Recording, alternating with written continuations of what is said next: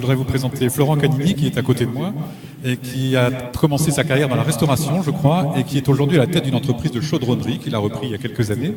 C'est une entreprise qui comptait seulement 6 salariés, et aujourd'hui il y a 15 collaborateurs.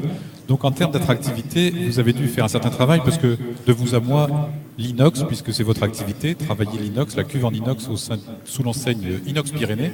L'inox, c'est pas hyper sexy pour un jeune. Parce que vous ne connaissez pas bien. Bonjour tout le monde et merci déjà Bienvenue. De m'avoir convié à cette journée. Donc c'est vrai que voilà, ça fait maintenant 7 ans que j'ai repris l'entreprise et on a mis énormément de choses en place justement. Donc on fait des séances d'ostéopathie 2 fois par an pendant les heures de travail. On a mis en place un 13e mois. La mutuelle c'est déjà révolu depuis longtemps, mais voilà, quand j'ai repris c'était pas obligatoire, on l'a mis en place. Ensuite, vous avez surtout travaillé sur un ensemble de valeurs aussi. Vous avez vraiment été chercher les fondamentaux avant même de parler d'attractivité. Ça fait maintenant presque 3 ans qu'on a mis en place le management par les valeurs.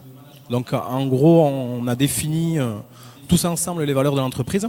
Donc mes collaborateurs ont défini les valeurs de l'entreprise et de ces valeurs-là, on en a décliné une charte qui dit, voilà, l'esprit d'équipe, c'est quoi l'esprit d'équipe? C'est des choses très basiques, c'est on range le camion, on range son poste, on aide son collègue. Et en fait, avec tous ces petits moyens de levier, en fait, on a réussi à créer une vraie cohésion et les gens viennent parce qu'il y a du sens. Ça a été dit tout à l'heure, mais c'est un élément fondamental.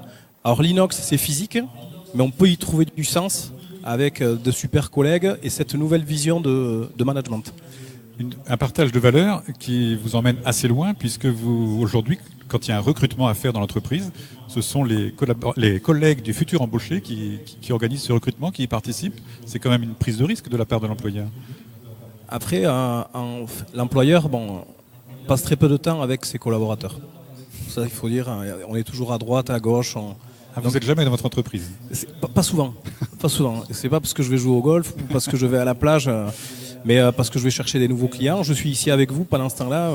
Voilà, dans mon entreprise, ils travaillent, ils sont au courant que je viens ici. Donc mais ce qui est important en fait, c'est par ces valeurs-là, en fait, mes collaborateurs choisissent dire tiens, telle personne, ça serait bien qu'on l'embauche. Si on a un besoin justement, hop, réunion dans mon bureau et je dis bon les gars, comment ça se passe?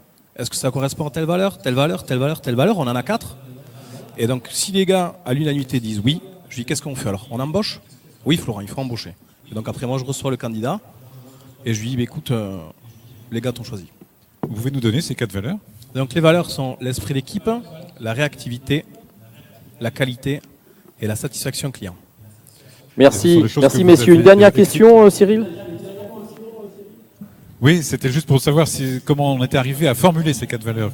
J'imagine qu'il y a eu un travail en amont partagé. Oui, ça a duré pendant 4-5 mois le temps de définir les valeurs. Donc on avait fait une liste de 55 valeurs et par la méthode des post-it, par le vote à main levée, on a réussi à en sortir 4 et de ces 4 valeurs, on a fait notre charte et donc voilà. Et je voulais juste préciser, Stéphane, que chez Inox Pyrénées, on a quand même reçu le prix de la vocation féminine industrielle au plan régional pour une collaboratrice de l'entreprise.